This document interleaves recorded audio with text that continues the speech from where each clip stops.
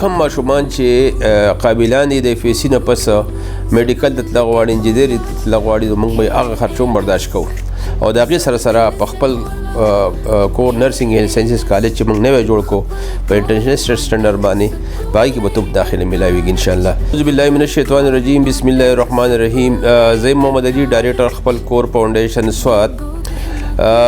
زه یو میسیج ریکارډ کوم او د دې میسیج سره چې ټول ملګري خویندې رونه څوک زما دا میسیج اوري د ثواب په نیت باندې به دا تاسو زیات نه زیات شیر کړئ چې ډېر یتیمانو ماشومانو جنکو هلکانو ته پیدا میلاو شي. نن زما میسیج چې دی هغه دې حواله سره دی چې خپل کور فاونډیشن ماشاءالله په دې منګور سوات کې د یتیمانو د جنکو هلکانو د تعلیم تربیت دپاره قایمه اداره ده او بوائز کمپس دی گرلز کمپس دی او الله فضل وس منګه خپل کو نرسنګ اینډ ساینسز کالج هم جوړ کو چې په دې ویډیو په اخره کې به تاسو هغه لږ وګورئ. زما د میسیج په دې حواله سره دی چې د ملاکنډ ډویژن هغه یتیمان جنکۍ هلکان چې چا په ګورنمنټ سکول کې د 10م امتحان ورکړی او د هغو په نهم کې د A1 ګریډ نو د هغو دپاره زمونږ د فرسٹ ایئر سیکنډ ایئر لپاره داخلو سلسله شروع شوې ده. د هغو په 25 تاریخ باندې د هغو ټسټ دی د اتوار په ورځ باندې د دې میاشتې نو د هغې نه پس د هغې دپاره تاسو ته موږ یو آنلاین فارم هم درلیږو چې د ویډیو په اخره کې د هغې تفصیل درج دی. تاسو آنلاین هغه ته راشئ کوم چې یتیمان جنکۍ هلکان دي او قابلان دي او چې زکات پې کېږي چې زکات مستحقي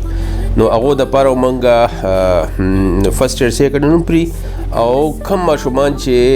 قابلان دي د فیسي نه پس میډیکل ته تلغ غواړي انجنیئرنګ ته تلغ غواړي نو موږ به هغه خرچ هم برداشت کوو او د هغې سره سره په خپل کور نرسنګ اینډ ساینسز کالج چې موږ نوی جوړ کړو په انټرنیشنل سټنډرډ باندې په هغې کې به ته داخله میلاویږي انشاءالله. نو امید دی چې تاسو ټول جنکۍ هلکان چې کوم یتیمان جنکۍ هلکان دي د ما د دې میسیج نه پیدا واخلئ. مننه.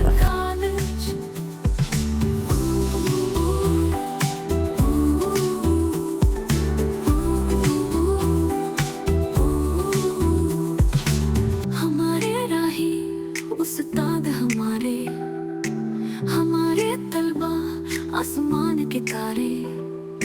एक ही घर के ये बच्चे सारे सब मिल के बोलो KNS सब दिल से बोलो KNS